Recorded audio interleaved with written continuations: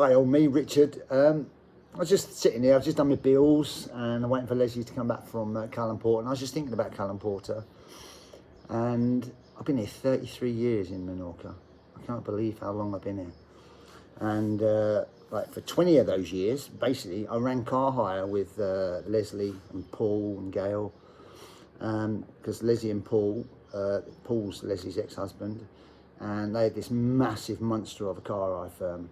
I was just thinking now, we had like 450 private cars, which we ran, and I think we had about 200, I think maximum we had at one time was about 250 of our own cars. And basically the job is, get up in the morning, go and clean a car, take it to Calan Porter, get in a dirty car, take it back to Mahon, clean it, take it to the airport, pick another one. It was just picking up and cleaning all the time. And we had this kiosk in Calan Porter, which was outside the supermarket. And so there was a lady worked there, or whoever worked there, different people worked there each year. And then we had two ladies at the airport, and they would be renting out cars, and then we would have the private cars we were running to the airport for people, which we looked after. And then obviously we did renting at villas, apartments. We went all over the island, we were. And it was like 6 months, 24 hours a day, 6 months off. You know, it was actually a great job. It really was. If you like, but I mean, it's tiring as well. And then in the afternoons, you'd be mending cars, polishing cars, moving cars around, trying to find cars. People said they dropped them here and you got there and it wasn't there, you know. So we had loads of things, but I was remembering a story. And I love this. Every morning, you see, I'd get up, I'd fly to Mahon. I live in Alior, which is about 10 minutes from Mahon. And it's like a triangle. You've got Alior, Mahon, Calan Porter. It's just like, that was sort of me all the time. And what I'd do, so I'd get up, I'd get in my car, drive to Mahon, grab a car, clean it, jump in it, drive it straight to Calan Porter for 8 o'clock, because the kiosk sort of opened around 8, and there was always a queue of people, you know, waiting for the first cars. And if you were lucky, some of the cars that came back that night to Calan Porter would be pretty clean, so you could just take them around the back of the supermarket, give them a quick whiz over, check the oil, check the petrol, check the tyres, check everything, make sure it's all okay, bring it around. And you could, sometimes you could spend sort of an hour or so just in Calan Porter, just getting rid of the cars that had come back to there. But most of the cars, as the years went on, were all like airport pick up and drop off. So it was like you flew to Mahon, you did the Calan Porter cars. Once Calan Porter was full up with cars, then you just concentrate on the airport, because obviously the girls were there from the first flight in to the last flight at night, you know. And in those days, it's sort of 11 o'clock was like the last flight, so it was pretty cool. So anyway, this story was all about what happened every morning I got to Calan Porter. So I'd fly to Mahon, clean a car, grab it, jump in it, drive it to Calan Porter. I'd jump out of the supermarket, and as I jumped out, there was, at the end of the supermarket, the other side of where our cars were all parked, there was a bar. We used to call it Fidel's Bar. And in the mornings, it'd always be about, I don't know, it varied, but there was like between sort of 10 and 20 people there every morning, all getting bocadillos, you know, filled rolls, and having coffees, and the old boys would be having ginettes and playing dominoes, and there's always a big group. And I'd get out of my car, and as I got out of my car, normally it was a guy we used to call Tom Jones. He looked just like Tom Jones, and he'd always go, "Hey, Richard, hey!"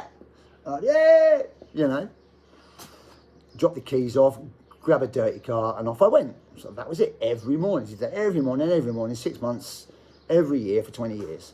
And one day we got this girl, new girl, coming to work, and she was half Spanish, half English. And same thing, pull up at 8 o'clock, get out of my car, jump out of my car, Tom would call over, I'd wave my hand, and everybody would laugh and, you know, shake their, you know, wave their hands at me.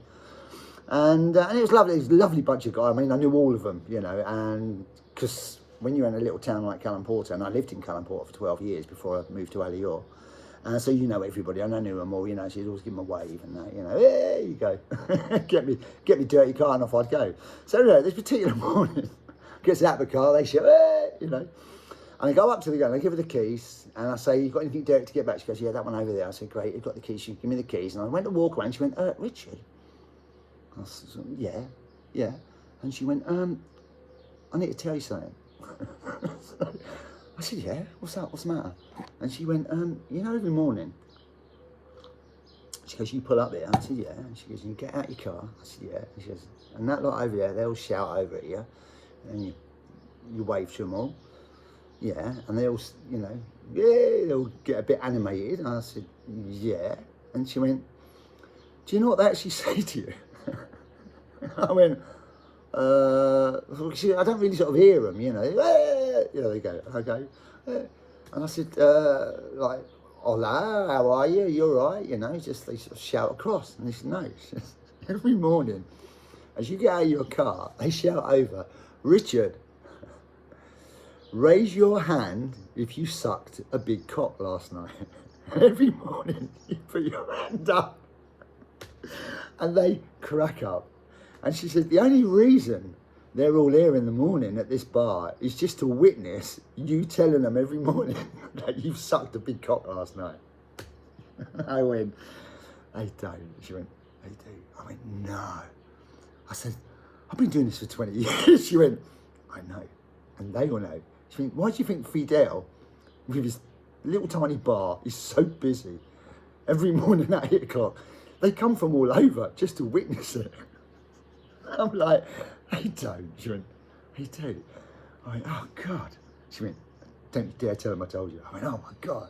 So anyway, I get in the car and I drive up. I'm thinking about this. Fuck. I'm thinking. So anyway, the next morning, I can't do it, can I? I can't do it, you know. So I pulls up the supermarket. They're all there. And I get out the car, and they all go, hey, Richard! Hey. And I go, yeah? No, porque no hay pitos bastante grande para mí. So basically, last night, no, I didn't suck a cock, so I couldn't find one big enough for my mouth, basically. And they all went, rah! And they fucking all ran over, they grabbed me, and they went, yeah! And Tom went, finally, he said, you're understanding Spanish. It was so brilliant. Anyway, the next morning, I pulls up, no fucker there. Nobody at the bar. And Fidel sitting there, he's going, I said, ¿Qué pasa, Fidel? He went, ¿Qué pasa? He said, you bloody lost me a fortune. He said, look, no fuckers here, now you know. He said, that's it, I'm going to go bust. And I just thought that was the best story ever. And I absolutely loved it. I actually wish she'd never told me. Actually, because I just think that was so hilarious. And Fidel, bless him, made so much money off me sucking cocks. I said, allegedly. But anyway, so yeah, that was my main story for 20 years, every single morning, 6 months every year. So that was that. Anyway, lovely. And what a lovely bunch of guys. And it was so funny. I'll tell you what, and the joy in their faces when I finally realised, you know, and well, I was told, but finally realised, and now my ear is in a lot better. And I thought after that, Richard, no more just street Spanish. So I've downloaded Duolingo, and I do 10 minutes a day of Duolingo. And I tell you what, it's great. I can actually have conversations now to people, or just chat off the cuff, you know. And especially I keep well away from the word pito, you know. Anyway, thought you'd like that. Hope you have, and see you soon. Bye.